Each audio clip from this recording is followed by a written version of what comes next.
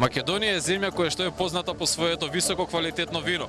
Вино кое што мирисе на нашите прекрасни планини, вино кое што е созреано од нашето сонце. Се наоѓаме на 7-то издание на Виноскоп и ќе направиме едно мало истражување со љубителите на вино вечерва кои што се тука.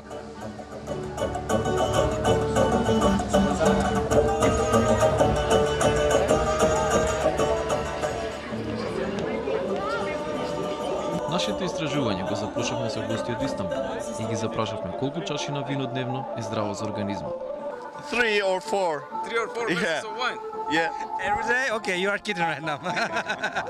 Докторите препорачуваат една, може би две, но за добар провод треба малце повеќе сигурно. Па, најверојатно една.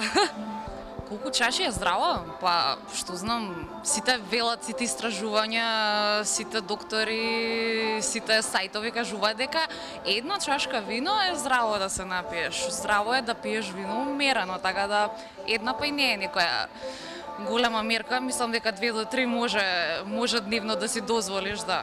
Ручек, вечера, така. Јас мислам 1 до 2 максимум е сосем доволно. Дали ја знаеш поговорката во виното е вистината? Не ја знае. Колку вино е потребно за да вистината проговори од тебе? Мене? Па јас сум љубител на виното, така да една чашка сигурно нема да ме биде доста за да проговорам. Така, со 2, 3, 4, евентуално зависи од виното. Ако е добро виното, ќе ми треба малку повеќе. Ако е лошо виното, 2 чашки ќе проговорам. Ао, тоа не можам да ви одговорам. Тоа мора да седнеме за да име на лице место. А од прилика како одело до сега? Па, можеме да испиеме прилично. Мислам, тоа е се дегустација, не е пиење. Тоа е се пробување, да видат како се различните видови на вино. Не знам, сега не сум размислил на тоа, ама ја мислам дека виното не е потребно за вистината. Доволно е само една чаша. Само една шиша. Па, најверојатно литар. Литар вино? Да.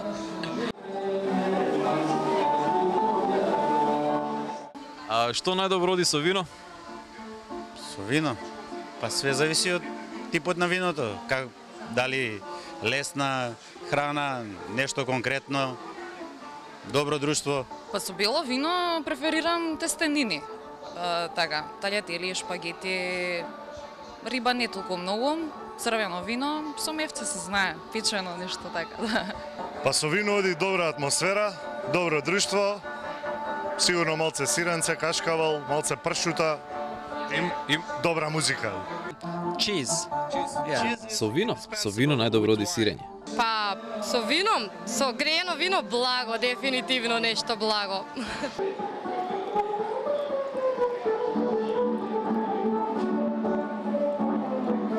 Имате некој ритуал при пиење на вино?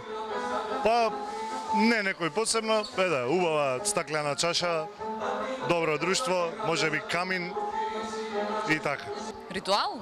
Без добра музика, виното не иде како иде, така да кога си пијам винца, предпочитам да има некоја добра музика италијанска. Така, тоа ми е ритуалчето. Па секако виното некој посебен ритуал не треба да биде, не знам како, али треба да се испоштува температурата на виното на кое се пие и сигурно да се прилагоди со храната. Ритуал? Без 2 литри не седнувам да пијам. А дали виното е најдобар начин да се загрееш во вака ладна вечер? Да, греено вино дефинитивно. Па сигурно дека е. Во вака ладна вечер, да. Дефинитивно да, може да се проба со топло вино, греано. Секако. Значи не само за да се загрее зимно време и летно време е добро да се консумира виното. За опуштање како и да е, виното е најдобар пијалок според мене. Од вечерашново мало истражување може да заклучиме дека повеќето од нашите љубители на виното што ги интервјуравме сметаат дека е здраво да се испие 2 до 3 чашки на ден вино, додека им е потребно за да се опушти вистината проговори од нив, им е потребно повеќе чаши вино, па и до 1 литар. А кога станува збор за што најдобро оди со виното, тогаш најдобро оди добро мезе или добра атмосфера и секако виното е најдобар начин да се загрееме во вака ладни вечери. Па, на здравје Скопје и повелете на Виноскоп.